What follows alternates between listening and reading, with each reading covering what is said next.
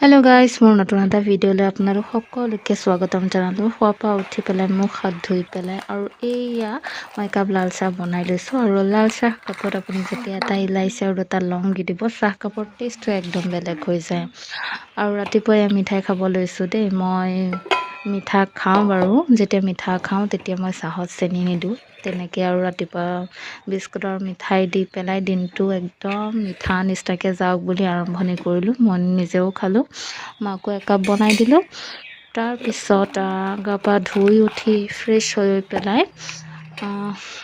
মোৰ বাৰ ফ্ৰেণ্ড এজনীয়ে চকলেট এটা আনিছিলে চ' সেই চকলেটটো বহুত দিন হ'ল ফ্ৰিজতে সোমাইছিলে চ' সেইটো মানে খাবলৈ পাহৰি আছিলোঁ আৰু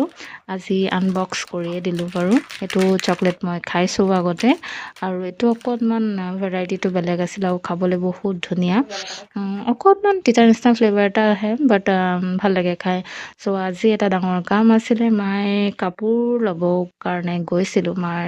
মানে বহুত দিনৰ পৰা টচ মগাৰ কাপোৰ এযোৰ ল'বলৈ মন আছিলে চ' গোটেইকেইজনী বুলি ওলালোঁ টাউনলৈ বুলি আৰু এয়া কাপোৰ চাই কৰি মেলি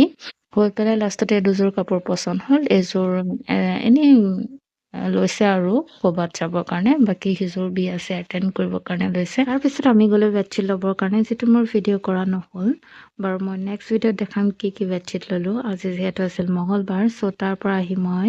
আৰতি সময় আছিলে মন্দিৰ দৰ্শন কৰি থৈ আহিলোঁ